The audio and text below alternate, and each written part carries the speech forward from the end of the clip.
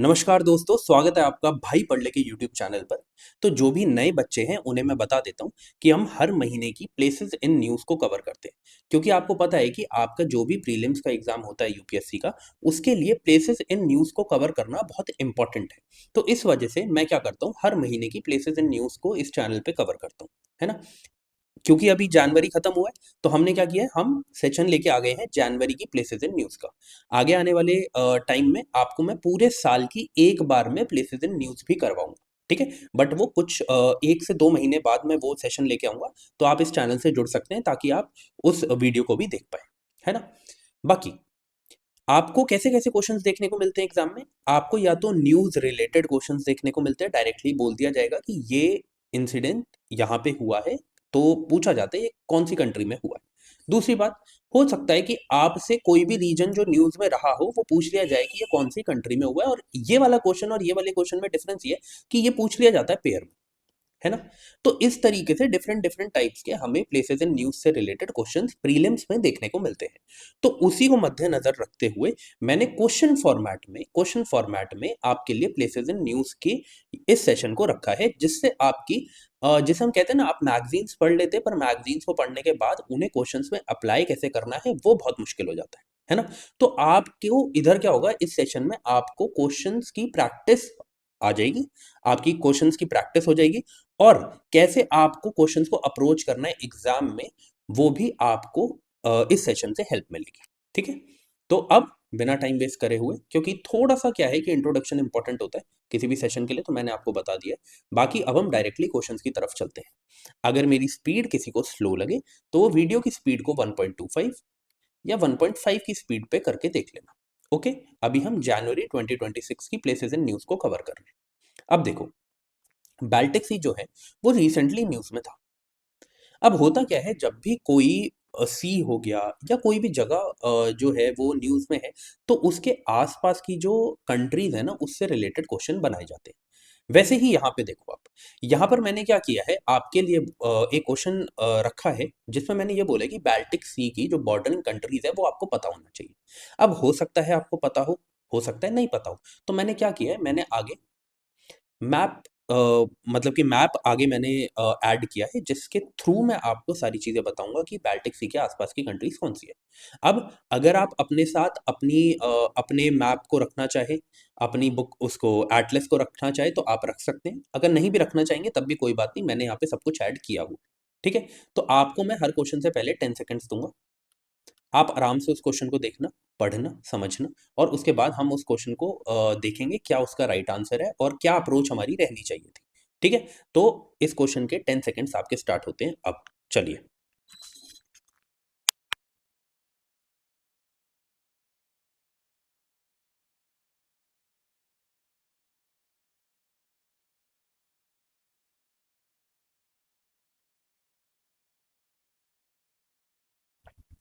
चलिए, अब देखो जरा, हो सकता है आपको ना पता हो, कोई बात नहीं, अभी जान लेते हैं, ठीक है। यहाँ पे मैंने न्यूज़ ऐड करी है, क्या है क्या नहीं है, और उसके बाद मैप ऐड किया है। पहले हम मैप देखते हैं, ठीक है। थोड़ा सा आप समझिए, बाल्टिक सी आपको यहाँ पे देखने को मिल रहा है। जब भी आप किसी भी मैप को देखेंगे जो मैं आपको प्रोवाइड कर रहा हूँ, उसके आसपास की चीजें भी आप देखते रहना प्लीज, ठीक है। सबसे पहले, सबसे इंपॉर्टेंट चीज क्या है कि नॉर्वे जो है वो बाल्टिक सी का पार्ट नहीं है, ठीक है। हमारे दिमाग में क्या चलता है, हमारे दिमाग में चलता है कि नॉर्वे, स्वीडन, फिनलैंड एक साथ है, ठीक है। बट बाल्टिक सी जो है वो यहीं पे आपको खत्म होते हुए दिख रहा है, ठीक है। जो डेनमार्क है, डेनमार्क यहाँ से इसकी लास्ट कंट्री है, ठीक है। और इधर जो आपको लास्ट कंट्री देखने को मिलेगी, ये वाला पार्ट है जो कि स्वीडन और फिनलैंड का पार्ट है। इसके बीच की जो कंट्रीज हैं वो बाल्टिक सी से बॉर्डर बनाती है। अब कौन कौन सी है देख लेते हैं। सबसे पहले डेनमार्क, 9 कंट्रीज हैं, ठीक है। डेनमार्क हो गया, जर्मनी हो गया, उसके बाद पोलैंड हो गया। फिर ये वाली जो टेरिटरी है ना, ये एक्चुअल में रशिया की टेरिटरी है। इसको क्या बोलते हैं, कैलिलिन ग्रैड, कैलिलिन ग्रैड। तो ये किसकी है, ये है रशिया की, तो इस वजह से रशिया भी इसके साथ बॉर्डर बना रहा है। उसके बाद Latvia, Estonia, Finland, and then Sweden. तो ये 9 कंट्रीज हैं जो बॉर्डर बनाती है बाल्टिक सी के साथ। कौन सी नहीं है, नॉर्वे नहीं है, प्लीज इस बात को याद रखना। एग्जामिनर भी क्या करते हैं, जो आपके दिमाग में छपा हुआ होता है उसके आसपास का ही वहां पे ऑप्शन डाल देते हैं, ठीक है। अब देखते हैं ये न्यूज में क्यों थी। देखो हुआ क्या रिसेंटली, जो फिनिश अथॉरिटीज हैं उन्होंने कार्गो को सीज किया, ठीक है। वो कार्गो क्या करता हुआ मिला, वो एक्चुअल में जो ये आपको यहाँ देखने को मिलेगा, जो बाल्टिक सी है वहां पर अंडर वाटर टेलीकम्युनिकेशन केबल्स देखने को मिलती है, अंडर वाटर टेलीकम्युनिकेशन केबल्स देखने को मिलती है। तो ये देखा गया ये जो कार्गो है, ये कार्गो डेलिबरेटली डैमेज कर रही थी इस अंडर वाटर टेलीकम्युनिकेशन केबल को, बस इतना जानना है। फिर उसके बाद 9 कंट्रीज मैंने आपको बताया कौन कौन सी है, यहाँ पे मैंने आपको वैसे मैप में बता दिया, आप यहाँ पे भी पढ़ सकते हैं, ठीक है। इससे ज्यादा इसके बारे में कुछ भी जानने की जरूरत नहीं है। बस एक चीज जान लेना कि बाल्टिक सी में बहुत सारे इंपॉर्टेंट पोर्ट्स हैं और सिटीज हैं, तो आपको वो पता होनी चाहिए, जैसे स्टॉकहोम, हेलसिंकी, सेंट पीटर्सबर्ग, डांस्क और उसके बाद कोपेनहेगन, ठीक है। इनके बारे में आपको पता होना चाहिए। आप इसको मैप में लोकेट कर सकते हैं, मैंने आपको मैप प्रोवाइड किया। अभी हम डायरेक्टली क्वेश्चन पे चलते हैं। देखो जरा, यहाँ पे मैंने आपको क्या बताया कि नॉर्वे हमारा इसका पार्ट है ही नहीं।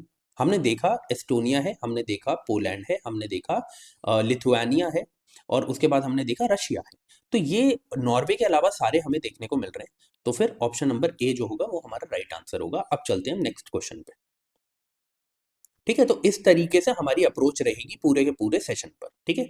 बीच बीच में मैं कुछ क्वेश्चंस आपसे पूछूंगा, तो आई एक्सपेक्ट कि आप उसे कमेंट सेक्शन में मुझे उसका आंसर बताएंगे, ठीक है। किसी का मन करे कि हाँ 2 क्वेश्चन का आंसर देना, आप 2 क्वेश्चन का दो, किसी का करता है 3 क्वेश्चन का दो, तो 3 क्वेश्चन का आंसर देना, बट आंसर जरूर देना, ठीक है। उससे क्या है कि मुझे भी मोटिवेशन मिलता है कि ऐसे सेशंस और लेके आओ, क्योंकि लोग पढ़ रहे हैं, बच्चे पढ़ रहे हैं, ठीक है। अब देखो जरा, बल्गारिया की बात करें, ठीक है। बल्गारिया भी रिसेंटली न्यूज में था। तो अब आपको ये बताना है जो बल्गारिया है वो इनमें से कौन सी वाटर बॉडीज है जिसको टच करता है, ठीक है। तो मैं आपको चलो हिंट दे दी तो आंसर पता चल जाएगा, बट चलो कोई बात नहीं, आपको मैं 10 सेकंड्स दे रहा हूँ, 10 सेकंड्स के बाद हम देखते हैं कौन सा राइट है कौन सा रॉन्ग आंसर है। चलिए,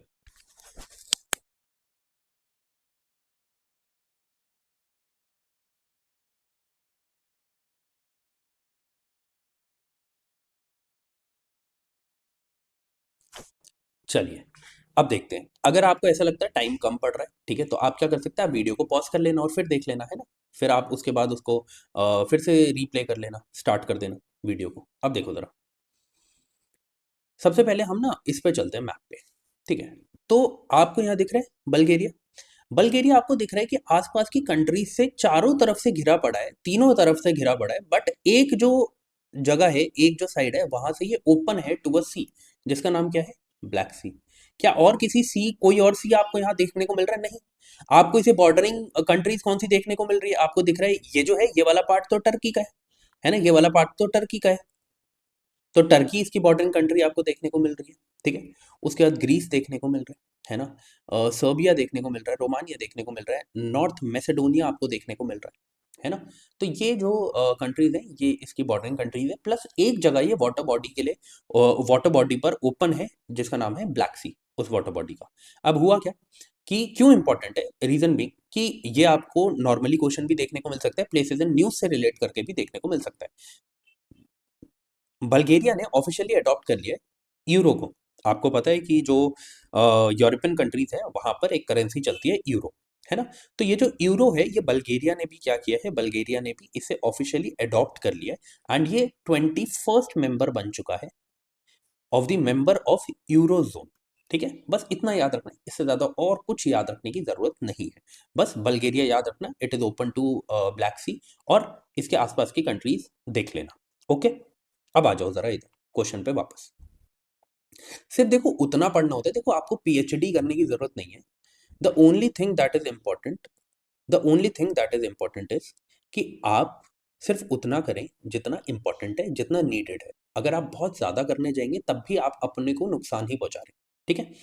अब देखिए जरा, यहाँ पर क्या है, यहाँ पर बल्गेरिया पूछा कि कौन सी वाटर बॉडी के पर ओपन है, किसके साथ ये बॉर्डर बना रहा है अपना, तो आपको यहाँ पे देखने को मिल रहा है सिर्फ ब्लैक सी के साथ, तो one only is the answer.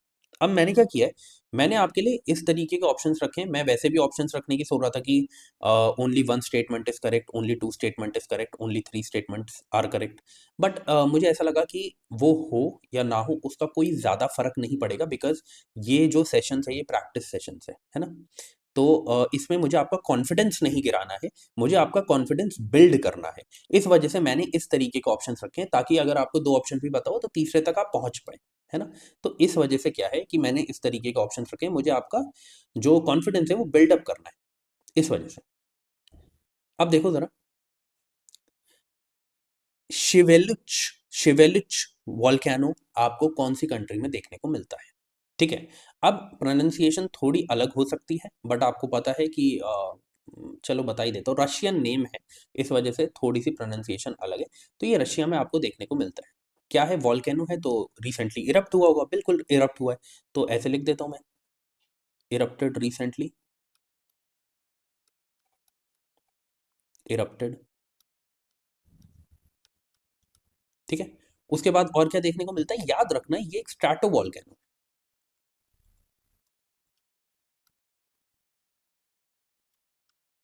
क्या है? स्ट्रैटो वोल्केनो, ये प्लीज आपको याद रखना है, ठीक है। अब देखिए जरा आगे बढ़ते हैं, थोड़ा सा देखते हैं इसके बारे में कि ये कहाँ पर है। आपको ये रशिया का जो चतका पेनिनसुला है, वहां पर आपको ये देखने को मिलता है। कहाँ पे? कामचत्का पेनिनसुला में। कहाँ पर है ये चत्का पेनिनसुला? ये आपको देखने को मिलेगा रशिया में। यहाँ पर मैंने इमेज ऐड करी है, इसको खराब नहीं करना चाह रहा मैं, इसलिए मार्क नहीं कर रहा यहाँ पे, बट आप याद रखना, ठीक है। ये वाला जो रीजन है, ये कौन सा है? ये कामचत्का पेनिनसुला है, जो कि किसका पार्ट है? रशिया का पार्ट है। यहाँ पर है ये वॉल्केनो शिवेल्च, क्या होगा ये? शिवेलुच, पता नहीं इस तरीके से प्रोनाउंसिएशन हो गया नहीं, बट ये इस वॉल्केनो का नाम है और ये यहाँ पर है। ये आपको याद रखना है, रिसेंटली ये इरप्ट हुआ था, इस वजह से न्यूज में था। ओके, आगे बढ़ते हैं। अब देखिए, ये बहुत इंटरेस्टिंग क्वेश्चन है, ठीक है। रेड सी, रेड सी जो है कौन सी कंट्रीज के साथ बॉर्डर बनाता है, ये आपको बताना है, ठीक है। तो इसमें से एक ऑप्शन ऐसा है जो आपने हटा दिया, तो फिर आप आंसर तक आसानी से पहुंच जाएंगे, ठीक है। तो मैं आपको कितना टाइम दे रहा हूं? मैं आपको 10 सेकेंड्स दे रहा हूं, आप सोच लो, समझ लो, फिर हम देखते हैं क्या सही है और क्या गलत है। चलिए।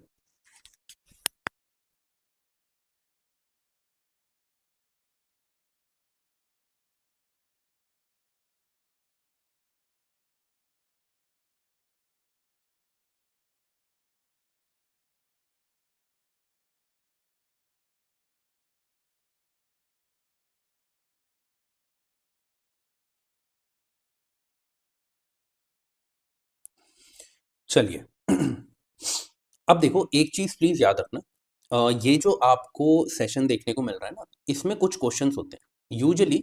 हर महीने 15 to 20 जो प्लेसेस इन न्यूज रहती हैं, 15 से 20, तो क्वेश्चन भी 15 से 20 बनते हैं। पर कुछ चीजें जो क्वेश्चन की फॉर्म में रखना, मुझे ऐसा लगता है इतना इंपॉर्टेंट नहीं है, बट हाँ आप पढ़ लो तो अच्छा है, उसे मैं पॉइंटर्स के रूप में रख देता हूँ, ठीक है। पॉइंटर्स के रूप में रख देता हूँ, मतलब वो स्टेट ऑफ फैक्ट्स हैं। यही मैं मंथली जो करंट अफेयर्स करवाता हूँ पूरा आपके सारे बाकी सब्जेक्ट्स की, उसमें भी करता हूँ, और ये प्लेसेस एंड न्यूज़ में भी करता हूँ। तो ये आपको कहाँ मिल जाएगी? ये आपको पीडीएफ में मिल जाएगी, ठीक है। जो पॉइंटर्स हैं वो क्लास में हम डिस्कस नहीं करते, बट पीडीएफ में मिल जाते हैं। ये पीडीएफ आपको कैसे मिलेगी, ये मैं सेशन के एंड में बता दूंगा, ठीक है। अभी हम लेक्चर की तरफ आगे बढ़ते हैं। अब देखो जरा, रेड सी की बात करते हैं। तो रेड सी को पहले हम देख लेते हैं, उसके बाद इस क्वेश्चन पे वापस आएंगे, है ना। मैं आंसर बता दूंगा और फिर आपको आंसर पता चल जाएगा, तो मेहनत कहाँ रही? फिर तो मेहनत ही नहीं हुई, है ना। इस वजह से हम देखते हैं पहले कौन कौन सी कंट्रीज है जो यहाँ पर आपको देखने को मिलेगी, बॉर्डर बना रही है रेड सी के साथ। सबसे पहले आप अफ्रीकन कंट्रीज देखिए। अफ्रीकन कंट्रीज कौन कौन सी है जो यहाँ पर बॉर्डर बना रही है? सबसे पहले आपको याद रखना है इजिप्ट। इजिप्ट जो है वो बॉर्डर बनाती है किसके साथ? ये इस तरीके से। तो इजिप्ट का जो बॉर्डर है वो इस तरीके से। तो ये क्या कर रही है? ये सॉरी, रेड सी के साथ क्या कर रही है? बॉर्डर बना रही है। फिर आता है सूडान, फिर आता है एरिट्रिया, ठीक है। एरिट्रिया जो रेड सी के साथ जो है वो बॉर्डर बनाता है। जिबूती इसका बॉर्डरिंग कंट्री नहीं है, प्लीज इस चीज को याद रखना। जिबूती के पास आपको क्या देखने को मिलेगा? आपको गल्फ ऑफ एडन देखने को मिलेगा, बाबल मनसब देखने को मिलेगा, ठीक है।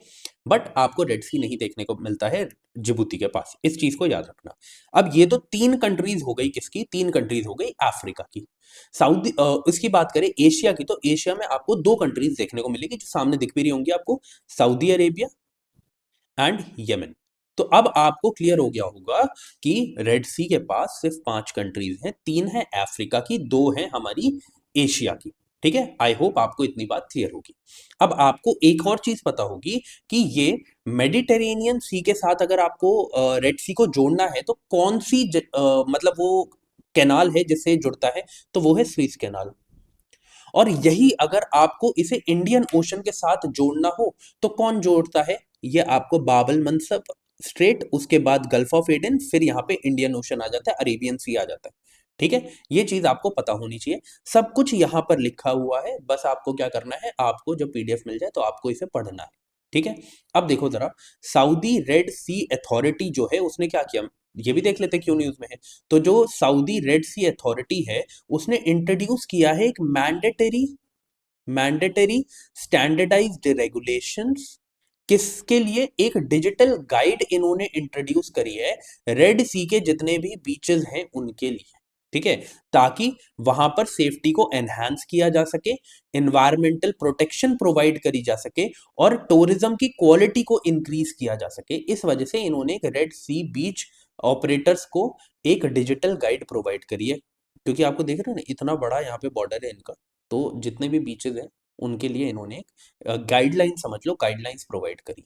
ठीक है, बस इसलिए आपको याद रखना है। बट हमारा मेन मोटिव रहता है कि हमें ये पता हो कि ये है क्या, कहाँ पर है, और कौन सी कंट्रीज इसको बॉर्डर बना रही है इसके साथ। बस इतना हमारा मेन ऑब्जेक्टिव रहता है। अब हम वापस आ जाते हैं। हमने क्या देखा, हमने देखा 3 अफ्रीकन कंट्रीज है, उन अफ्रीकन कंट्रीज को पहले हम ढूंढते हैं।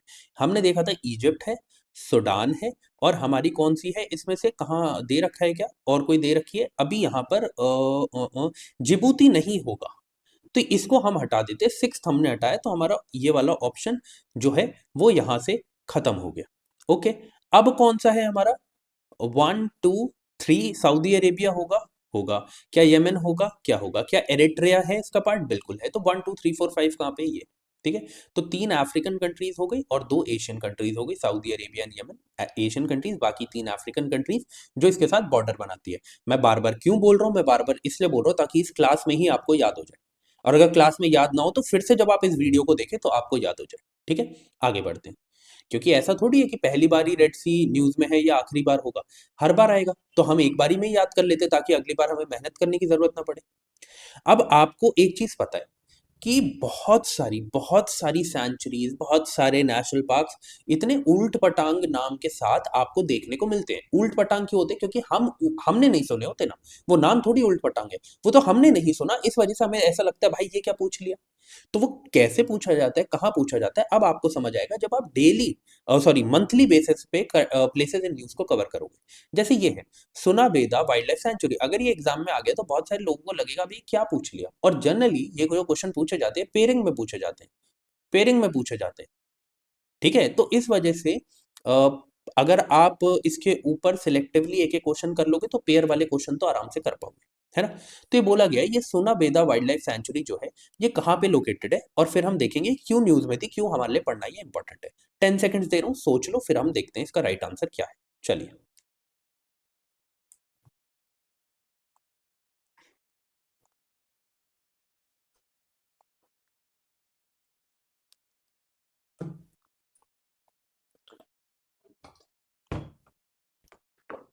चलिए। तो ये जो सोना बेदा वाइल्ड लाइफ सेंचुरी है ये आपको ओडिशा में देखने को मिलेगी। कहाँ पे देखने को मिलेगी, ओडिशा में देखने को मिलेगी। क्यों न्यूज में है जरा देख लेते हैं। अब देखो जरा, जो ये सोना बेदा वाइल्ड लाइफ सेंचुरी है जो ओडिशा में है, इसे ऑफिशियली डिक्लेयर कर दिया गया है Maoist free region. Maoist free region, या फिर आप बोल लो कि जो ये रीजन है जिसे माओइस्ट फ्री बोला गया है, वो सुनाबेदा वाइल्ड लाइफ सेंचुरी भी उसका पार्ट है। बस इतना याद रखो। ठीक है, तो इस वजह से ये न्यूज में था, इस वजह से आपको ये याद रखना है। ठीक है, आगे बढ़ते हैं। अब जब कोई भी एरिया माओइस्ट फ्री हो जाए तो ऑब्वियसली वहां पे हमें क्या देखने को मिलेगा कि वाइल्ड लाइफ मॉनिटरिंग आप और अच्छे से कर सकते हैं। ठीक है, और बाकी सुविधाएं भी बढ़ जाती हैं। आगे बढ़ते हैं। जिसमें जितना दिमाग लगाना है उतना ही दिमाग लगाएंगे, एक्स्ट्रा दिमाग नहीं लगाएंगे। जो स्टेट ऑफ फैक्ट्स है जो याद करने, वो स्टेट ऑफ करके आगे बढ़ जाएंगे। ठीक है, वेनेजुला आपको पता है ये तो काफी ज्यादा न्यूज में था, है ना। यहाँ के हेड को, प्रेसिडेंट को उठा के ले गया था यूएस। बट हमें ये याद नहीं रखना कि इसके प्रेसिडेंट को ले गया है, किसको ले गया। हमें क्या याद रखना है कि अब इसके आसपास की चीजें हमें पता होनी चाहिए। सबसे पहले सबसे इंपॉर्टेंट चीज कि वेनेजुला किसके साथ बॉर्डर्स बनाता है। ठीक है, जैसे कि यूक्रेन और रशिया की वॉर चल रही थी, क्वेश्चन यही बन रहे थे। ब्लैक सी, यूक्रेन की बॉर्डरिंग कंट्रीज, ब्लैक सी की बॉर्डरिंग कंट्रीज, आपको ब्लैक सी से यहाँ जाना है तो मेडिटेरेनियन जाना है तो कौन कौन से स्टेट से होके जाना पड़ेगा, मतलब यही सारी चीजें इसके अराउंड ही पूछा जा रहा था। तो अब आप इसलिए एक्सपेक्ट करो कि अगर इतनी बड़ी चीज हुई है ना कि किसी एक देश के प्रेसिडेंट को उठा के अपनी कंट्री ले गए और अब उस कंट्री को टेक ओवर किया है, और टेक ओवर ही बोलूंगा मैं इसे, क्योंकि वो तो बस बहाने हैं और तरीका है बोलने का कि हम इनको असिस्टेंस प्रोवाइड करेंगे जब तक यहाँ पर एक जैसे हम कहते हैं कि एक और गवर्नमेंट नहीं बनती, स्टेबल गवर्नमेंट नहीं बनती, ये तो बोलने वाली बातें है ना। तो इस वजह से ये इंपॉर्टेंट है, इसके आपको बिल्कुल लैंड बाउंड्रीज जो है वो पता होनी चाहिए। ठीक है, चलिए। तो वेनेजुला सोच लो, इसके आसपास की कंट्रीज कौन सी है, बॉर्डरिंग कंट्रीज कौन सी है, आपको 10 सेकंड्स दे रहा हूँ। चलिए।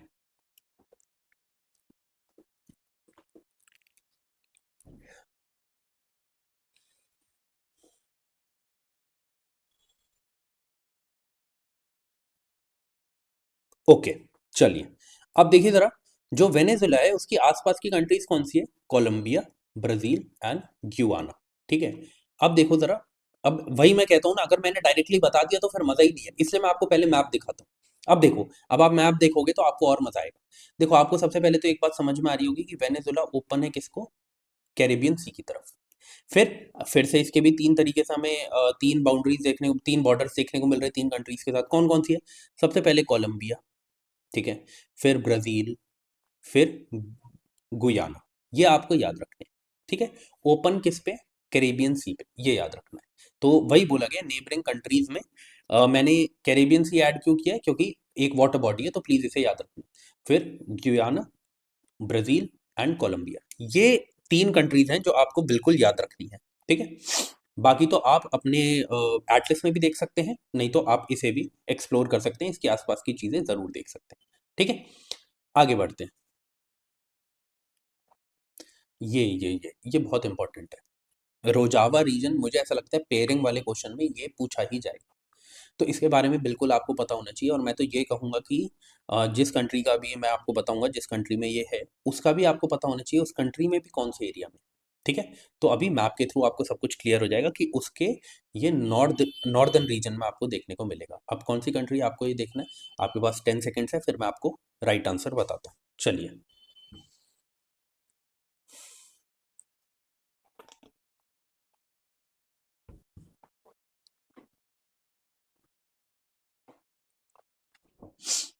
ओके, चलिए।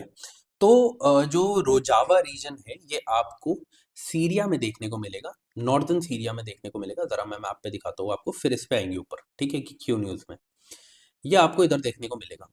ये थोड़ा मैप जो है इंटरनेशनल मैप है, इसलिए आपको ये सीरिया, इराक की अलग स्पेलिंग, टर्की की अलग स्पेलिंग देखने को मिल रही होगी, बट आपको इस पे ध्यान नहीं देना, आपको समझ तो आ ही रहना। बट ये डिफरेंट कंट्री का मैप है, इस वजह से ऐसे बनाया हुआ है, इंटरनेशनल मैप होगा ये। उसके बाद आपको क्या देखने को मिल रहा है कि यूफ्रेट्स जो है वो होती हुई जा रही है यहाँ से, सीरिया से। इसके ऊपर मैंने पिछले प्लेसेस इन न्यूज़, जो पिछले मंथ की प्लेसेस इन न्यूज़ थी दिसंबर की, उसमें मैंने आपको यूफ्रेट्स के बारे में बताया था, है ना, यूफ्रेट के बारे में बताया था। अब देखो जरा, रोजावा रीजन जो है वो नॉर्दर्न रीजन है किसका, सीरिया का। ये देखो, ये जो पूरा आपको दिख रहा है ना, ये क्या है, ये सीरिया है। ठीक है, ये रोजावा रीजन है।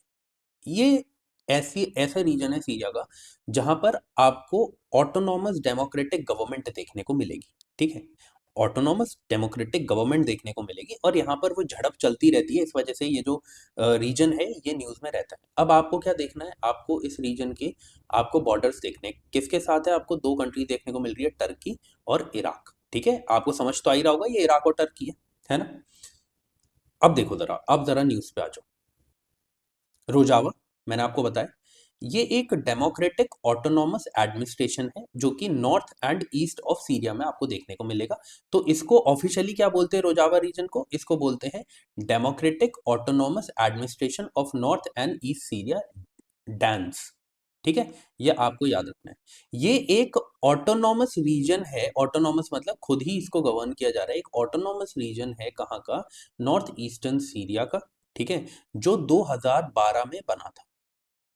It is known for its Kurdish led multi ethnic administration जो फोकस करता है जेंडर इक्वालिटी के ऊपर, ग्रास रूट डेमोक्रेसी के ऊपर और सेक्युलरिज्म के ऊपर, इसीलिए ये रीजन हो जाता है इंपॉर्टेंट। आई होप आपको ये बात समझ में आई होगी। अब आपको सिर्फ इतना याद रखना था, इससे ज्यादा कुछ याद रखने की जरूरत नहीं है। ये नहीं आएगा कि यहाँ पर क्या हो रहा है क्या नहीं हो रहा है, बस आपको ये याद रखना है यहाँ पे कन्फ्लिक्ट चलता है। कन्फ्लिक्ट चलेगा ऑब्वियसली जब यहाँ पे एक ऐसी आपको डेमोक्रेटिक ऑटोनॉमस एडमिनिस्ट्रेशन देखने को मिलेगी, तो उसके बीच में और जो सीरिया की डेमोक्रेटिक फोर्सेस हैं और जो प्राइमरी मिलिट्री मतलब कि जो बाकी आईसिस है और बाकी जहाँ जो यहाँ की डिफरेंट मिलिटेंट ग्रुप्स हैं, उनके बीच में झड़प देखने को मिलती रहेगी। सिंपल सी बात ये, आपको याद नहीं रखना कौन सी फोर्सेस कहाँ पे, ठीक है। तो इतना ही आपको याद रखना है। बाकी ज्योग्राफी जिसके लिए इंपॉर्टेंट है, जिसके लिए क्वेश्चन आ सकता है, तो वो यही है, नॉर्थ ईस्ट सीरिया में आपको देखने को मिलेगा।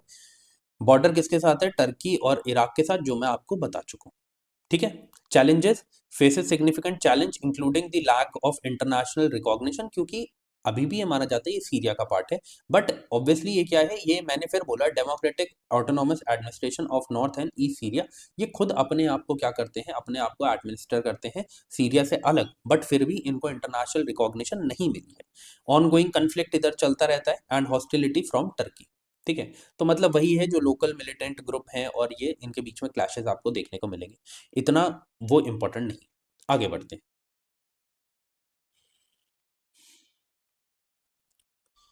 अब देखिए, ईरान अभी रिसेंटली न्यूज में था, तो क्वेश्चन ये है कि ईरान किसके साथ लैंड बॉर्डर शेयर करता है? ईरान किसके साथ लैंड बॉर्डर शेयर करता है? अगर इसमें आपको दो कंट्री के बारे में पता हो कि दो कंट्री जो आपस में दुश्मनी रखती हैं, वो भी इसके साथ दोनों ही कंट्री लैंड बॉर्डर शेयर करती है, तो आपको समझ में आ जाएगा कि क्या इसका राइट आंसर है। चलिए, तो आपके पास क्या है? आपके पास है 10 सेकेंड, फिर मैं आपको बताता हूँ राइट आंसर क्या है। चलिए।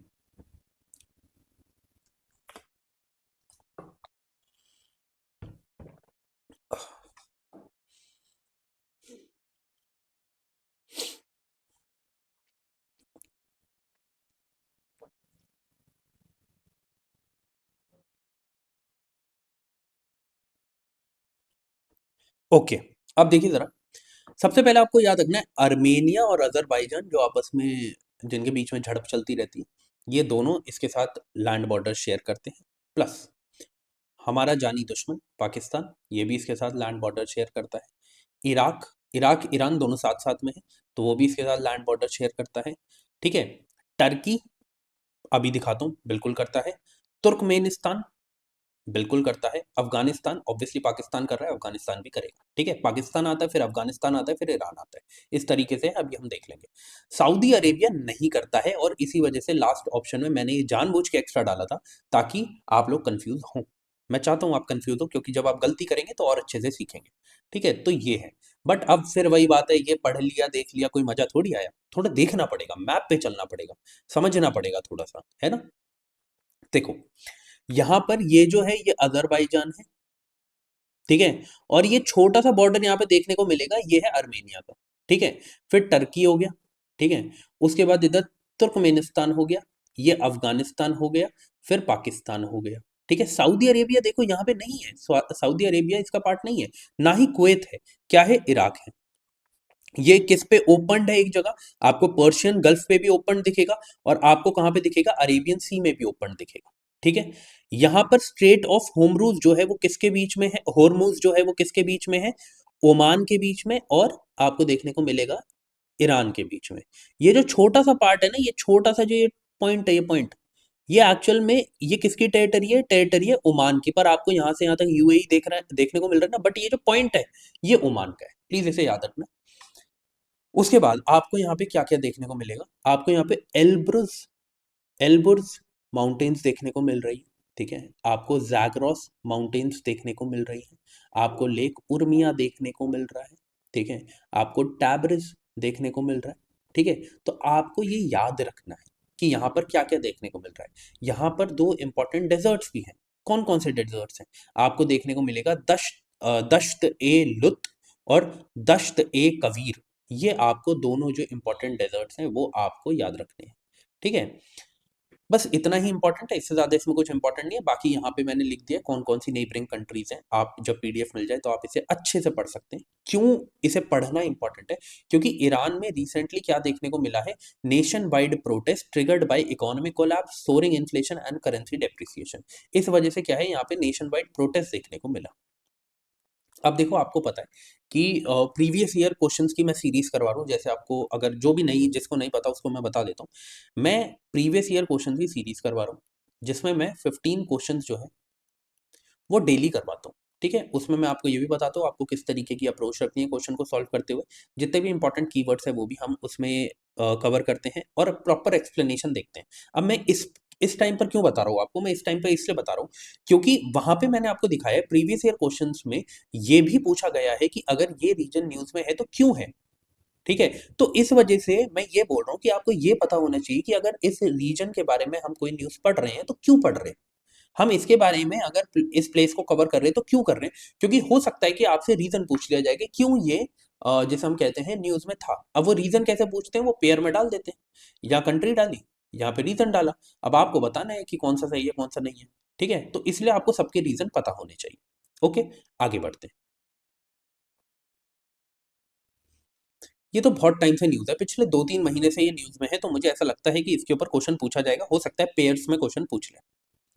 ठीक है, कि अरालम बटरफ्लाई सेंचुरी जो है वो कौन सी स्टेट में है। 10 सेकंड दे रहा हूं, सोच लो, उसके बाद मैं आपको बताता हूँ। चलिए।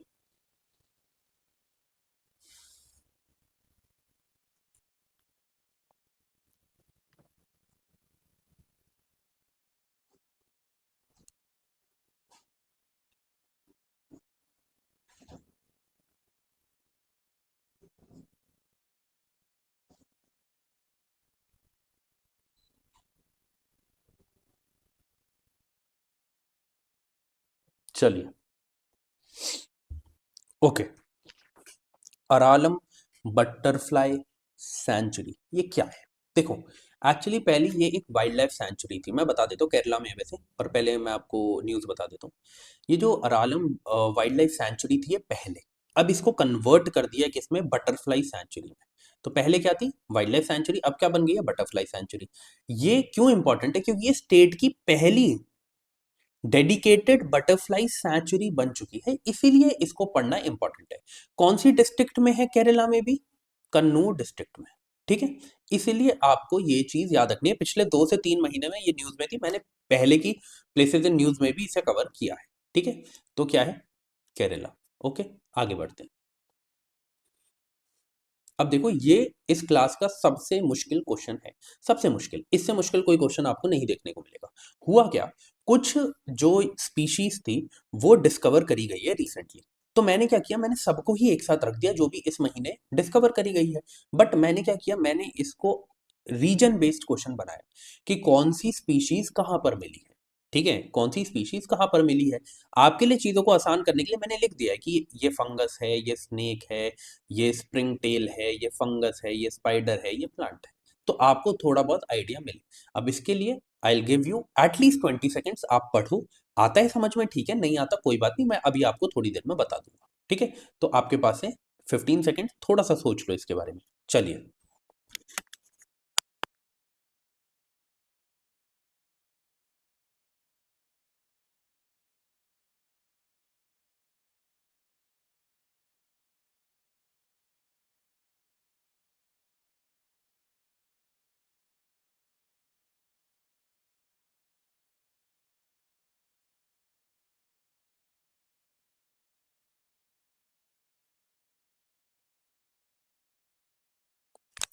चलिए, तो देखते हैं।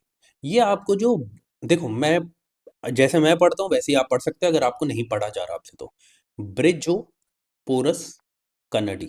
ठीक है, ये कहाँ पे देखने को मिला, ये बिल्कुल भी वेस्टर्न घाट्स में नहीं देखने को मिला। मैंने क्यों डाला, क्योंकि यहाँ पे कन्नडी लग रहा है, तो आपको लग रहा होगा कि कन्नड़, कर्नाटका कहीं ना कहीं वहां से होगा, लेकिन ऐसा नहीं है। ये कहाँ से रिलेटेड है, और यही यूपीएससी भी करता है। जो थोड़ा बहुत रिलेटेड नाम दिखता है उसको ही बना देता है ताकि आप लोग कंफ्यूज हो जाओ, बट ऐसा नहीं है। ये कहाँ पे, अरुणाचल प्रदेश। अरुणाचल प्रदेश। ठीक है, उसके बाद रीनोफिस सिरुवा निएनसिस। वाह क्या नाम है ना। बोलने में भी जमाने लग जाएं। अब देखो जरा, ये आपको कहाँ पे देखने को मिलेगा। ये जो लिखा हुआ है ना यहाँ पे, सिरुवन, सिरुवन, सिरुवनी, सिरुवनी, सिरुवनी, यही हिल्स है जहाँ पे ये मिलता है। यही हिल्स है जहाँ पर ये मिलता है। कहाँ पर ये हिल्स? वेस्टर्न घाट्स में, केरला में। तो मैं ऐसे लिख देता हूँ आपके लिए ताकि आपको याद रहे। सिरुवनी, सिरुवनी। देखो इसीलिए मैं सब कुछ टाइप करके लेके आता हूँ पहले से, यही रीजन है, क्योंकि राइटिंग बहुत अच्छी इसमें आ नहीं पाती। फिर भी कोशिश करता हूँ। सिरुवनी हिल्स। ये हिल्स कहाँ पर हैं? ये आपको वेस्टर्न घाट्स में देखने को मिलेंगी। और वेस्टर्न घाट्स में भी पर्टिकुलरली बात करें तो कहाँ पे? केरला में। ठीक है। आई होप आपको समझ में आ गया होगा। बाकी जो चीजें इधर दे रखी है, जैसे नीलस की बात करें तो बिल्कुल ये हमें सिक्किम हिमालयाज में देखने को मिला।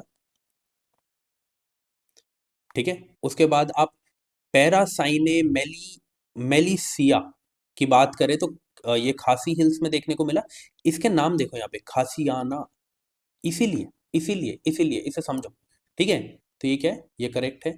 फिर उसके बाद हम देखते हैं डोलोमेडीज इंडिकस। ये कहाँ पे देखने को मिला? क्या वेस्टर्न घाट्स में देखने को मिला? बिल्कुल। ये फिर यहाँ पे ही देखने को मिल रहा है ना, मिजोरा, मिजोरा, मिजोरा। कहाँ पे? मिजोरम। ठीक है। तो इस तरीके से भी आप थोड़ा सा आइडिया लगा सकते हैं। ओके। तो ये क्या है हमारा आंसर? 3 4 5 6 कहाँ पे दिया गया है? ए। ऑप्शन नंबर ए जो है वो हमारा करेक्ट है। फर्स्ट और सेकंड ही सिर्फ इसमें जो था वो इनकरेक्ट था। आई होप आपको ये बात समझ में आई होगी। चलिए आगे बढ़ते हैं। इसमें मैंने कोई इन्फॉर्मेशन नहीं दी, क्योंकि मैंने आपको बता दिया वो क्यों न्यूज़ में थे, वो रिसेंटली डिस्कवर्ड थे, इस वजह से उसे हमने कवर किया। ठीक है। अब ये लकुंडी, ओ हो, इम्पॉर्टेंट, इम्पॉर्टेंट, इम्पॉर्टेंट। ये एक न्यूलिथिक एरा की हमें आर्कियोलॉजिकल फाइंडिंग्स यहाँ पे देखने को मिले हैं। जैसे आपके पॉट्स हो गए, है ना, ये सारी चीजें हमें यहाँ पे देखने को मिली है। और ये न्यूलिथिक एरा की है, इस वजह से इसे पढ़ना इंपॉर्टेंट हो जाता है। आर्ट एंड कल्चर में इसे कनेक्ट करके क्वेश्चन पूछा जा सकता है। ठीक है। तो क्या है? लकुंडी। ये कहाँ पे है? 10 सेकेंड दे रहा हूँ, सोच लो, फिर हम देखते हैं क्या सही है क्या गलत है। चलिए।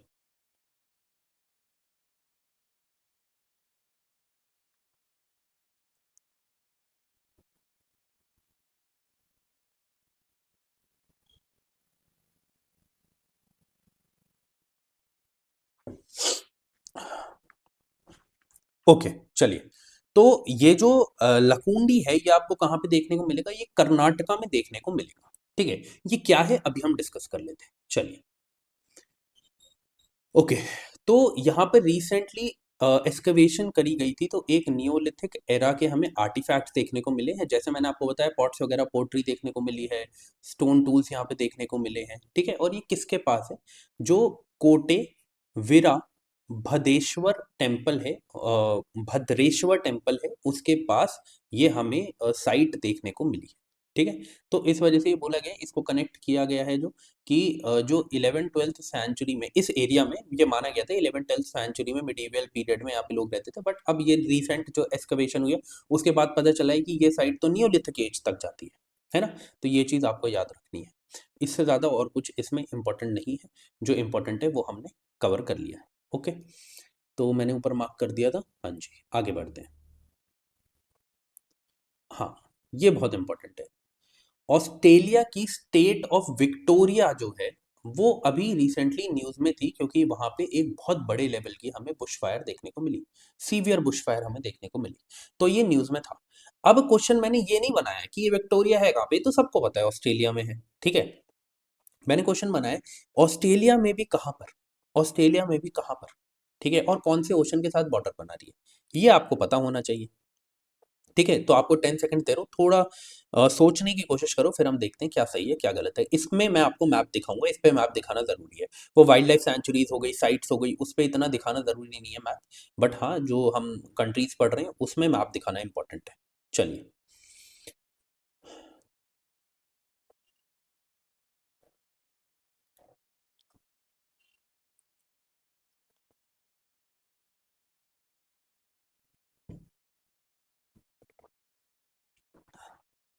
ओके। चलिए, अब देखते हैं जरा। देखिए, विक्टोरिया आपको इधर देखने को मिलेगा और ये जो मेलबॉर्न है ना वो भी यहीं पे है, यहाँ पे मेलबॉर्न है।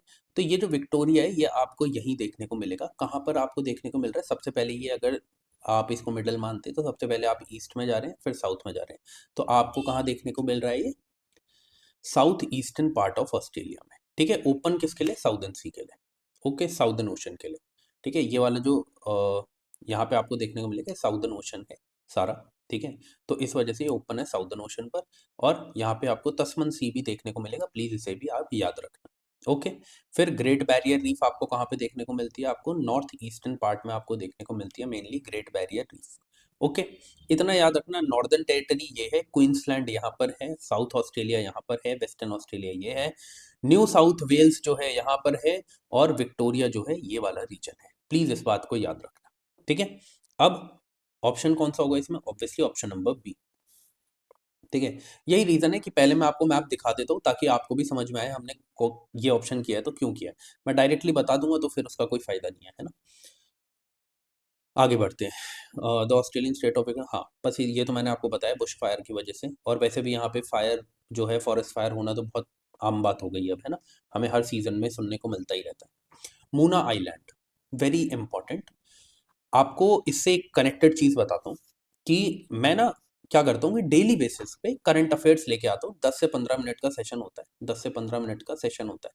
ठीक है, अगर किसी दिन ऐसा होता है ना कि नहीं है कोई इंपॉर्टेंट करंट अफेयर्स तो मैं आपका टाइम वेस्ट नहीं करता, मैं उस दिन वो नहीं लेके आता। ठीक है, लेकिन इसी डेली करंट अफेयर्स में जो सुबह में अपलोड करता हूँ उसमें मैंने मूना आइलैंड के बारे में कवर किया है। ठीक है, मूना आइलैंड के बारे में कवर किया है, तो आप उसमें भी इसे जाके देख सकते हैं। ओके, बाकी ये मैं आपको बता देता हूँ कि ये जो मूना आइलैंड है ये हमें कहाँ देखने को मिला है? ये हमें देखने को मिला है इंडोनेशिया में। ठीक है, क्यों न्यूज में है ये आपको मैं बता देता हूँ। हुआ क्या है कि यहाँ पर क्यों ये आएगा, मैंने आपको बोल दिया ये आएगा, क्यों आएगा मैं आपको बता रहा हूँ कि वर्ल्ड का ओल्डेस्ट नोन केव आर्ट जो है वो यहाँ पे मिला। वर्ल्ड का, वर्ल्ड का याद रखना, तो इसके ऊपर क्वेश्चन बनेगा। ठीक है, तो ये जो मूना आइलैंड है ये इंडोनेशिया में कहाँ देखने को मिलता है? तो जो सुलावेसी आपकी जो प्रोविंस है ना उसमें आपको ये मूना आइलैंड देखने को मिलता है, और सुलावेसी में भी कहाँ पर? साउथ ईस्ट सुलावेसी में। ठीक है, तो ये अगर इंडोनेशिया है तो ये है मूना आइलैंड। जब आपको पीडीएफ मिलेगी आप जूम करके देखना, बहुत क्लियर है इमेज, तो जूम करोगे तो दिख जाएगा। ये वाला जो पार्ट है ना, ये वाला पार्ट, यहाँ पे आपको मूना आइलैंड देखने को मिलेगा। मैंने थोड़ा सा बड़ा क्यों किया है, जूम क्यों नहीं किया, उसके पीछे का रीजन है मैं आपको आसपास के रीजन भी दिखाना चाहता हूँ। ठीक है, इस वजह से बस। ओके, कि आपको आइडिया लग सके कि पूरे वर्ल्ड मैप पे जो ये साउथ ईस्ट एशिया में देखने को मिल रहा है उसमें कहाँ पर है। ठीक है, इस वजह से अब क्या है कि मैंने इसके बारे में ना बहुत डीप में डिस्कशन किया है, आपको सीरीज में मिल जाएगा। जो मैंने डेली करंट अफेयर्स की सीरीज की एक प्लेलिस्ट है वहां पे आपको देखने को मिल जाएगा, आप इसे पढ़ सकते हैं। ठीक है, वहां पर आपको मैंने इसको बहुत अच्छे से एक्सप्लेन किया वहां पे। अभी हम प्लेसेस एंड न्यूज के तौर पे चीजों को देख रहे हैं तो इस वजह से उतना ही रहने देते हैं अभी चीजों को। ठीक है, तो ये हमें कहाँ देखने को मिलता है? ये हमें इंडोनेशिया में देखने को मिलता है, मैंने मार्क कर दिया ना ऊपर। हाँ, इंडोनेशिया में देखने को मिलता है। ठीक है, ये जो एक्सकवेशन हुई यहाँ पे, चलो मैं बता ही देता हूँ थोड़ा सा आपको ना। हैंड की पेंटिंग मिली मिली है, जिसे क्या बोलते हैं? Hand stencil. ठीक है, तो उसकी पेंटिंग यहाँ पे मिली है जिसके जो फिंगर टिप्स हैं वो पॉइंटेड हमें देखने को मिली है। वो पॉइंटेड टिप्स का मतलब ये नहीं है कि वहाँ के जो लोग थे उनकी पॉइंटेड टिप्स होती थे, पॉइंटेड हैंड्स होते थे, ऐसा नहीं था। बस वो उनका कोई कल्चरल सिग्निफिकेंस रहा होगा जो अभी तक जो वहाँ के आर्कियोलॉजिस्ट हैं उन्होंने कुछ उसके ऊपर सबूत नहीं दिए, बट उन्होंने बोला कोई कल्चरल सिग्निफिकेंस रहता होगा, इस वजह से उन्होंने ऐसा दिखाया। ठीक है, इससे पहले भी रिकॉर्ड किया गया था कि यूरोप में ओल्डेस्ट जो है वो केव आर्ट देखा गया था, बट अब वर्ल्ड का ओल्डेस्ट केव आर्ट देखने को मिला है मूना आइलैंड में। ठीक है, ये चीज याद रखना। कौन सी केव में? मूना आइलैंड की कौन सी केव में ये देखने को मिला है? तो लियांग मेतान दूनो, ये आपको याद रखना है। कितने साल पुराना? अच्छा, यहाँ पे मैंने मेंशन किया हुआ है हैंड स्टेंसिल बोलते हैं उसको, हैंड स्टेंसिल यहाँ पे हमें देखने को मिला है। 67,800 ईयर्स हमें पुराना यहाँ पर केव आर्ट देखने को मिला है। बहुत इंपॉर्टेंट है, इसके ऊपर पक्का क्वेश्चन बनेगा, प्लीज याद रखना। ठीक है, आगे बढ़ते हैं।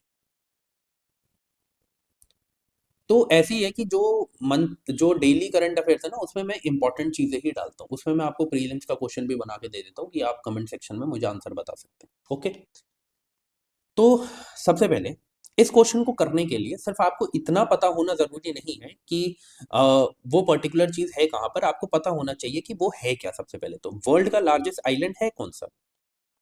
ग्रीनलैंड। अब आप शायद इस क्वेश्चन को बहुत आसानी से कर पाए, है ना। ग्रीनलैंड आपको पता है क्यों न्यूज में है? डेनमार्क और यूएस की झड़प चल रही है, यूएस कहता है मैं उसे कब्जा लूंगा, है ना। हर पावरफुल कंट्री यही करती आई है आज तक, ठीक है। तो अब यूएस क्योंकि पावरफुल है तो वो ये करना चाह रही है, ठीक है। तो फिर से 10 सेकंड दे रहा हूँ, थोड़ा सोच लो, फिर मैं आपको बताता हूँ क्या सही है और क्या गलत है। चलिए।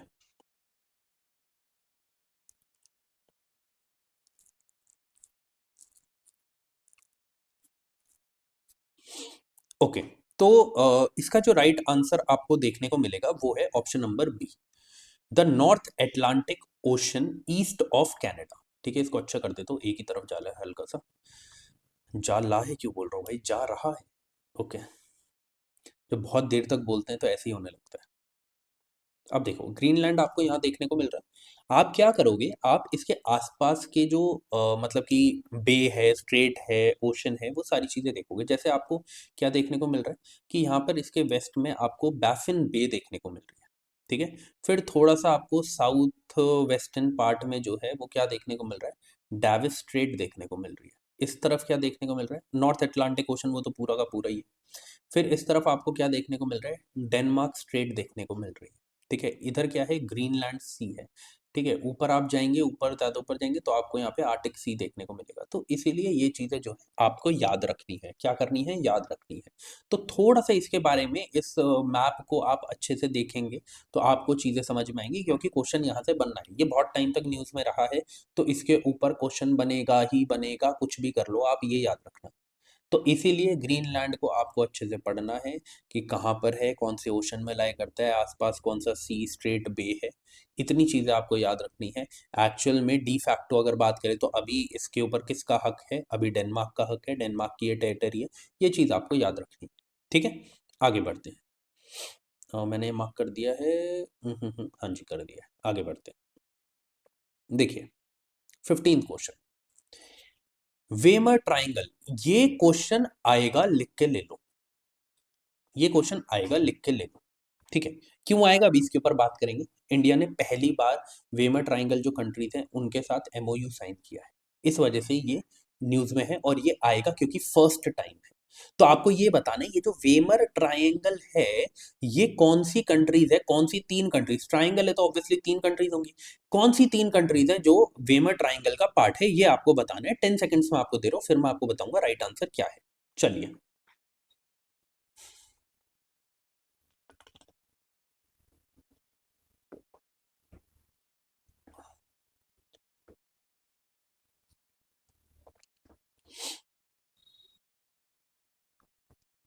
ओके, चलिए। तो जो फ्रांस है, पोलैंड है एंड जर्मनी है, इन्हें हम वेमा ट्राइंगल की कंट्रीज बोलते हैं, इन्हें हम वेमा ट्राइंगल बोलते हैं, ठीक है। अब देखो क्यों न्यूज में है, वैसे मैंने आपको बता दिया कि इंडिया ने पहली बार एंगेज किया है किसके साथ, वेमर ट्राइंगल के साथ। यहाँ पर एक मिनिस्ट्रियल लेवल ग्रुपिंग हुई है। कौन कौन सी कंट्रीज है, France, Germany, Poland, signalling a deeper strategic partnership with Europe. Poland publicly supported India's energy policy regarding Russian oil imports despite US pressure, highlighting a pragmatic European approach to India's energy security needs। ठीक है, but इतना कुछ याद रखने की जरूरत नहीं है। बस ये पता होना चाहिए कि ये जो वेमर ट्राइंगल है ये क्या है, वेमर ट्राइंगल है ये क्या है, बस आपको इतना याद होना चाहिए। क्या होना चाहिए, इतना याद होना चाहिए, ठीक है। कौन सी तीन कंट्रीज है, फ्रांस, जर्मनी, पोलैंड। मेरा बार बार बोलने का रीजन क्या है कि आपको याद हो जाए, ठीक है। अगर आपने अभी अपनी एटलस खोली हुई है तो आप देख सकते हैं तीनों कंट्रीज आपको इस तरीके से देखने को मिलेंगी, ठीक है। इस तरीके से आपको देखने को मिलेगी तीनों कंट्रीज। ओके, आगे बढ़ते हैं। बागरी डैम, ठीक है। आप सोचते हैं कि यार अलग अलग नाम के डैम क्यों आ जाते हैं, फिर आप पूरे डैम्स याद करने लगते हैं सारे देश में जितने डैम्स है। बट ऐसे नहीं करना है, ठीक है। सिर्फ उतने ही डैम्स को पढ़ना है जो रिसेंटली न्यूज में चल रहे हैं और जो मेजर डैम्स। मेजर डैम्स कितने ही हैं हमारे देश में, आपको 7 to 8 मेजर डैम्स आपको हमारे इंडिया में देखने को मिलेंगे, जो मतलब कि न्यूज़ में रहते हैं, ठीक है। न्यूज़ में नहीं, सॉरी, जो मेजरली आपको बुक्स में भी देखने को मिलते हैं। तो आपको वो याद करने हैं 7 to 8 जो मेजर डैम्स है, और उसके बाद आपको याद करने हैं जो न्यूज़ में चल रहे हैं। ठीक है। तो न्यूज़ में क्या चल रहा है, न्यूज़ में बागरी डैम चल रहा है। अब आपको यही बताना है कि बागरी डैम को कंस्ट्रक्ट कौन सी रिवर के ऊपर किया गया है और क्यों ये न्यूज़ में है। ठीक है। एक्चुअली हुआ क्या, इस डैम पर लीकेज देखने को मिली, तो उस वजह से क्या है, उस वजह से ये न्यूज़ में आया। तो अब आपको बताना है कौन सी रिवर पे। 10 सेकंड्स में आपको दे रहा हूँ, फिर मैं आपको राइट आंसर बताऊंगा। चलिए।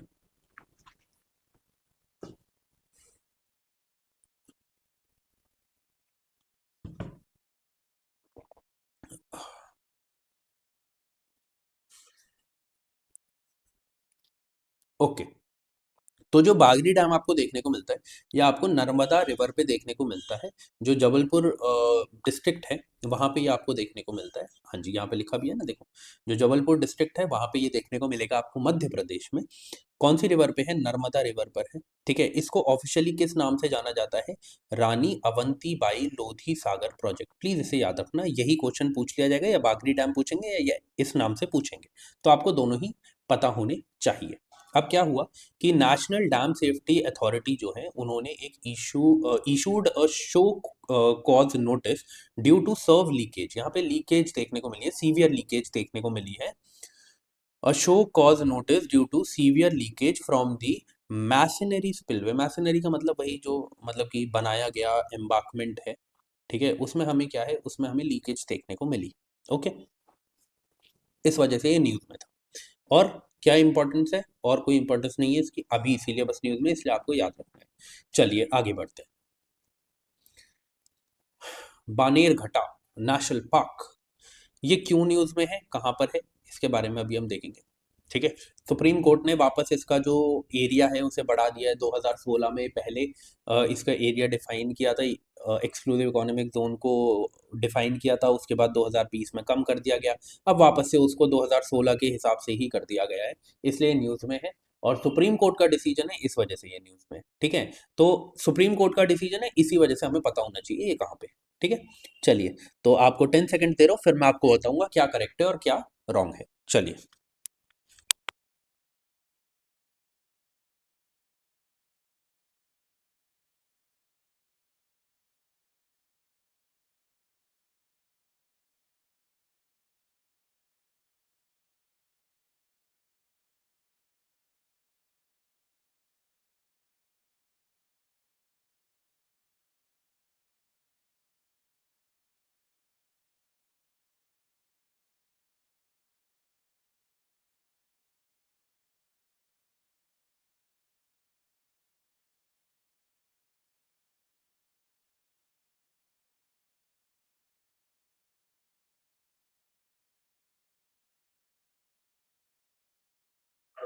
चलिए, अब देखते हैं बानेर घाटा के बारे में। वैसे मैंने आपको बता दिया है कि ये कहाँ पर है, तो इसका राइट आंसर क्या है, कर्नाटका है। सॉरी, मैंने ये बता दिया था क्यों न्यूज़ में था, बट ये नहीं बताया था कहाँ पे। कर्नाटका में है।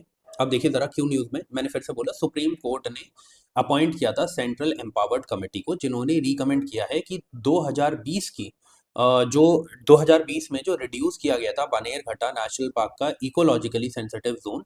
ठीक है। इकोलॉजिकली सेंसिटिव जोन, मैंने इकोनॉमिक बोल दिया था शायद, आई डोंट नो, भूल गया मैं। बट ठीक है, इकोलॉजिकली सेंसिटिव जोन है ये आपको याद रखना है।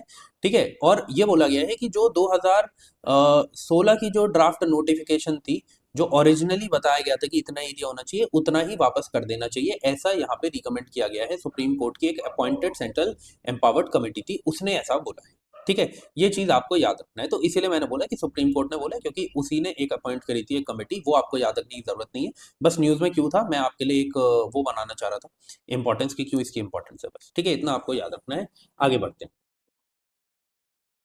फिर इंडिया का पहला ओपन, इसके ऊपर भी मैंने डेली करंट अफेयर्स में एक इम्पॉर्टेंट लेक्चर बनाया था।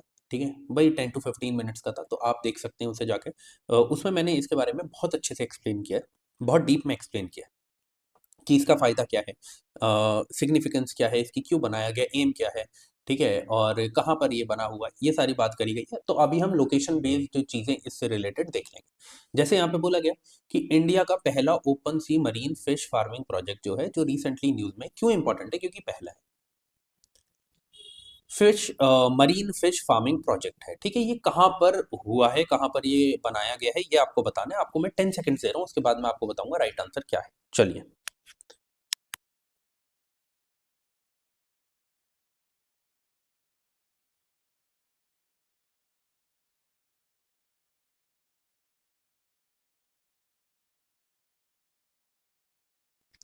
चलिए, तो ये आपको कहाँ देखने को मिलेगा? अंडमान सी में। अंडमान सी में भी आपको कहाँ पे देखने को मिलेगा? उसके ऊपर बात कर लेते हैं। नॉर्थ बे में, श्री विजयपुरम में, अंडमान आइलैंड, ठीक है? इस एरिया में आपको ये देखने को मिलेगा। इस तरीके से आपको ये केजेस देखने को मिल रहे हैं, ठीक है? मैं थोड़ा सा एक्सप्लेन कर देता हूँ आपको। ये जो केजेस देखने को मिल रहे हैं, ये किसने बनाए हैं? NIOT ने, national institute of ocean technology ने, मतलब इंडिजीनियसली बनाए गए। यहाँ पर क्या कोशिश करी गई है कि जो फिश फार्मिंग है ना, फिश फार्मिंग है, सी फीड की जो फार्मिंग है, जो इसकी कल्टीवेशन करी जाती है, ये एक्चुअली ओशन में ही करी जाए, ठीक है? सी में ही करी जाए, ऐसा ना किया जाए कि आर्टिफिशियल जगह पे ले जाकर इसकी कल्टीवेशन करी जाए। तो इसीलिए open sea cage farming system बनाया गया। किसने बनाया? National institute of ocean technology ने, ठीक है? इसमें क्या किया गया? इसमें जो फिन फिश है और सीवीड है, इसकी फार्मिंग की जाएगी, ठीक है? फिन फिश में कौन कौन सी आती है? जैसे कोबिया हो गई, सिल्वर पॉम्पैनो हो गई, ठीक है? इन ये इसमें इंक्लूडेड होती है। याद रखना, सीवीड भी इसमें कल्टीवेट करी जाएगी, ठीक है? याद रखना, इंडिजीनियस टेक्नोलॉजी है, उसके थ्रू ये बनाया गया है, उसकी हेल्प से बनाया गया। किसने बनाया? NIOT ने, ओके? अब प्रॉब्लम ये है, इससे रिलेटेड थोड़ी सी कंसर्न्स ये देखे जा रहे थे कि क्या यहाँ पर जो आपको पता है कि हमें साइक्लोन्स देखने को मिलते हैं, ठीक है? हमें टाइड्स देखने को मिलती है, क्या ये उसे विदहोल्ड कर पाएंगे? ये कंसर्न है जो देखने को मिला, ठीक है? और ऐसा ना हो कि उन साइक्लोन्स के चलते ये हमें देखने को मिले कि ये सी पॉल्यूशन कर दे, ओशन पॉल्यूशन कर दे, ठीक है? वाटर पॉल्यूशन कर दे, ऐसी चीजें ना देखने को मिले हमें, ठीक है? तो ये कंसर्न्स भी है इसके। आगे बढ़ते हैं। 19th क्वेश्चन बहुत इंपॉर्टेंट है। नुब्रा वैली का आपको याद होगा, अगर क्वेश्चन पूछा गया था तो, है ना? तो वैसे ही अभी न्यूज में जो है वो है सक्शगम वैली। सक्शगम वैली। अब क्या है कि ये क्यों न्यूज में है? यहाँ पे क्या है कि चाइना ने इंफ्रास्ट्रक्चर बनाना शुरू किया है, तो इस वजह से ये न्यूज में आ गया, है ना? अब ये डी फैक्टो अगर बात करें तो किसके अंडर आता है? ये आता है चाइना के अंडर। पहले ये पाकिस्तान ऑक्यूपाइड कश्मीर में था। 1963 में हुआ क्या कि ये चाइना ने इसे पाकिस्तान से ले लिया, और अब डी फैक्टो बात करें तो ये चाइना यहाँ पर क्या कर रहा है? एडमिनिस्ट्रेशन कर रहा है, मतलब कि एडमिनिस्टर कर रहा है इस एरिया को। और वैसे अगर बात करें तो इंडिया के अंदर ये कौन से टेरिटरी के अंदर इसे माना जाता है? तो यूनियन टेरिटरी ऑफ लद्दाख के अंदर इसे माना जाता है। अभी हम मैप पे देख लेंगे क्या है क्या नहीं है। पहले मैं मैप पे देखता हूँ, फिर आपको ये बताता हूँ, ठीक है? आओ जरा, आपको ये कहाँ देखने को मिलेगा? आपको ये देखने को मिलेगा यहाँ पर, ठीक है? ये जो ब्राउन वाला एरिया, ओके? ये क्या है येलो वाला पार्ट? ये आपको सियाचिन ग्लेशियर देखने को मिलेगा, ये अस्काई चिन है, ठीक है? तो आपको कहाँ देखने को मिल रहा है ये आपको इस तरफ देखने को मिल रहा है, जम्मू एंड कश्मीर के नॉर्थ में देखने को मिल रहा है। ये पूरा जो एरिया है, ये पूरा एरिया कौन सा है? ये पूरा एरिया पाकिस्तान ऑक्यूपाइड कश्मीर है, ठीक है? जिसमें से इस वाले एरिया को ये आज़ाद कश्मीर बोलते हैं, पाकिस्तानी बोलते हैं। हमारे लिए तो ये मतलब कब्जाया हुआ कश्मीर है, ठीक है? इस चीज़ को याद रखना। कहाँ पर ये लाया करता है? ये नॉर्थ में लाया करता है, सियाचिन ग्लेशियर पे। मैं बार-बार बोल रहा हूँ क्योंकि ये क्वेश्चन आएगा, मैं आपको बता रहा हूँ, ठीक है? पहले भी आया है, नुब्रा वैली से रिलेटेड भी आया है, सियाचिन, अस्काई चिन सबसे रिलेटेड क्वेश्चन आ रखे हैं। इस वजह से ये रीजन बहुत इंपॉर्टेंट है हमारे इंडिया के पर्सपेक्टिव से, इस वजह से यहाँ से क्वेश्चन बनते हैं, ठीक है? बिटवीन अ, काराकोरम और कुनलुन माउंटेन रेंजेस जो हैं, उसके बीच में आपको ये देखने को मिलेगा। कुनलुन जो है वो ऊपर की साइड है, और जो काराकोरम है वो इस साइड आपको देखने को मिलेगा। तो इनके बीच में आपको ये सक्शगम वैली देखने को मिलेगी, ओके? अभी आप देखेंगे हमें ये पाकिस्तान ऑक्यूपाइड कश्मीर में देखने को मिलती है, बट अगर हम बात करें कि इसको एडमिनिस्टर कौन कर रहा है, तो वो अभी करंटली चाइना कर रहा है। और न्यूज़ में भी इस वजह से था क्योंकि रिसेंटली हमने देखा कि China reaffirmed its territorial claims and defended infrastructure construction in the region, ठीक है? तो यहाँ पर हमें क्या देखने को मिल रहा है? प्रेजेंस देखने को मिल रही है चाइना की, इस वजह से ये न्यूज़ में है। एक चीज़ जो आपको याद रखनी है कि जैसे यहाँ पे लिखा गया है फोर्थ स्टेटमेंट में कि बाकी 3 स्टेटमेंट करेक्ट है, ठीक है? इसकी स्टोरी में आपको और इसके बारे में इन्फॉर्मेशन मैं आपको दे चुका हूँ। सक्शगम जो रिवर है, वो ट्रिब्यूटरी है इंडस रिवर की। क्या ये सच है? नहीं, ऐसा बिल्कुल भी नहीं है। ये किसकी ट्रिब्यूटरी है? क्योंकि आपको पता है ट्रिब्यूटरी के ऊपर क्वेश्चन बनाया जाता है। तो ये किसकी ट्रिब्यूटरी है? ये है यारकंड रिवर की, यारकंड रिवर की। और ये रिवर कहाँ पे फ्लो करती है? ये आपको फ्लो करती हुई दिखेगी, फ्लोज इनटू चाइना। ये आपको याद रखना है, ठीक है? तो ये स्टेटमेंट गलत है, बाकी तीनों स्टेटमेंट जो हैं वो सही है। इतना ही आपको याद रखना था। थोड़ा सा प्लीज इस मैप को देखना अच्छे से, ठीक है, और कोशिश करना कि आप मैक्सिमम चीज यहाँ से ग्रैब कर पाओ। मेनली क्वेश्चन बनाएंगे तो माउंटेन रेंजेस के बीच में बनाएंगे, ठीक है, कि माउंटेन रेंजेस के ऊपर बनाएंगे कि किसके बीच में है। तो याद रखना कुनलुन माउंटेन्स के बीच में, और काराकोरम जो है माउंटेन रेंज उसके बीच में है ये, ठीक है। कहाँ पर है? नॉर्थ टू सियाचिन ग्लेशियर है ये। प्लीज इस चीज को याद रखना। वो यहीं पे आपको गड़बड़ करेंगे, वो ईस्ट बोलेंगे, वेस्ट बोलेंगे, बट आपको याद रखना है कि नॉर्थ में है सियाचिन ग्लेशियर से, अगर आप उसे कंपेयर करने की कोशिश करेंगे तो। आगे बढ़ते हैं। देखिए, यहाँ पे बोला गया है क्रूगेर नेशनल पार्क कौन सी कंट्री में लोकेटेड है। हुआ क्या यहाँ पे रिसेंटली पानी भर गया है ना, फ्लड्स आ गई, तो इस वजह से काफ़ी डैमेज देखने को मिला है इस नेशनल पार्क में। तो ये इस वजह से न्यूज़ में था।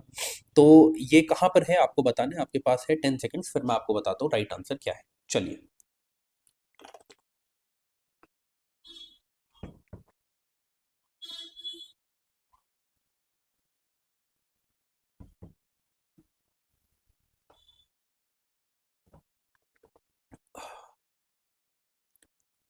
ठीक है, तो देखिए अब जो क्रूगेर नेशनल पार्क है ये आपको कहाँ देखने को मिलेगा? साउथ अफ्रीका में देखने को मिलेगा, ठीक है। रीजन बीइंग मैंने आपको रीजन बता ही दिया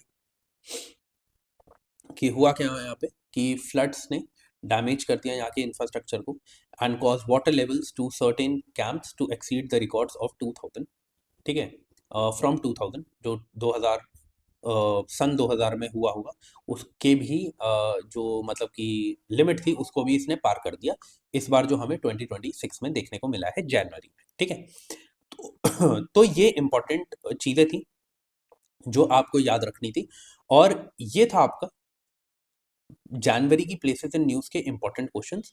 20 क्वेश्चंस इस बार थे, पिछले मंथ में 15 क्वेश्चंस थे, उससे पहले भी शायद 15 क्वेश्चंस थे, बट उस साल पॉइंटर्स ज़्यादा थे, उस महीने पॉइंटर्स ज़्यादा थे, बट इस महीने जो पॉइंटर्स है ज़्यादा नहीं है, ऑलमोस्ट 10 पॉइंटर्स ही हैं जो आपको देखने को मिलेंगे, ठीक है। बाकी के जो आपको आगे 3 पेजेस देखने को मिल रही है उसी में। ज़रा अब मैं बता देता हूँ आपको पीडीएफ कैसे मिलेगी, ठीक है। देखो इधर आओ, 46 लास्ट पेज पे आओ, बीच में पॉइंटर्स है, तो पॉइंटर्स आपको तब मिल जाएंगे जब आप पीडीएफ ले लेंगे, ठीक है। अब देखो क्या है कि प्लेसेस इन न्यूज़ में क्या है, दो चीज़ें हम कवर कर रहे हैं, एक तो क्वेश्चंस प्लस पॉइंटर्स, ठीक है। तो इसको अगर आपको खरीदना है, इसके साथ आपको क्या मिलेगा, पूरे जनवरी की, जो आपको पता है कि हम 2 पार्ट में पूरे जनवरी की करंट अफेयर्स को खत्म करते हैं। ये तो सिर्फ प्लेसेस इन न्यूज़ है। बाकी इतने सारे सब्जेक्ट्स बचे हैं उनका क्या? तो उनको हम 2 पार्ट्स में कवर करते हैं। मेनली अगर बड़ा-बड़ा बात करूँ तो आपको 85 क्वेश्चंस अराउंड देखने को मिलेंगे ही मिलेंगे। ठीक है? इन दोनों पार्ट्स में मिला के। तो इन दोनों पार्ट्स को मिलाकर प्लस प्लेसेस इन न्यूज़ को मिलाकर ये जो प्रॉपर आपको क्वेश्चन फॉर्मेट में करंट अफेयर देखने को मिलेगी, ये है सिर्फ और सिर्फ 21 रुपीज़ की। ठीक है? ये आपको कैसे मिलेगी? आप मुझे कहाँ पर कांटेक्ट कर सकते हैं? टेलीग्राम पे, ठीक है? टेलीग्राम पे आप मुझे कांटेक्ट कर सकते हैं, ये मेरा टेलीग्राम हैंडल है। अगर आप यहाँ पे स्कैन करना चाहें तो स्कैन भी कर सकते हैं। 21 रुपीज़ की पर मंथ की पीडीएफ होती है, जिसमें प्लेसेस इन न्यूज़ पार्ट 1 और पार्ट 2 तीनों जो चीज़ें हैं ये कवर्ड होती हैं। इसमें आपको एक्स्ट्रा पॉइंटर्स देखने को मिलते हैं जो हम क्लास में डिस्कस नहीं करते हैं, बट आपको पीडीएफ में देखने को मिलेंगे, जो आपको एक एक्स्ट्रा एज देगा आपकी प्रिपरेशन में, ठीक है। तो प्लेसेस इन न्यूज़ को मिला के 100 to 125 क्वेश्चंस हो जाते हैं। बाकी पार्ट 1 एंड पार्ट 2 में आपको 85 क्वेश्चंस देखने को मिलेंगे, प्लस पॉइंटर्स देखने को मिलेंगे, ठीक है। तो आज के लिए बस इतना ही था। ये पार्ट 1 और पार्ट 2 आपको जल्दी ही देखने को मिलेंगे, ठीक है। मैं कोशिश करूंगा 20th तक मैं जनवरी की पूरी करंट अफेयर्स को कंप्लीट करवा दूं, ठीक है। तो अब हम मिलते हैं अपनी नेक्स्ट क्लास में, तब तक के लिए जय हिंद।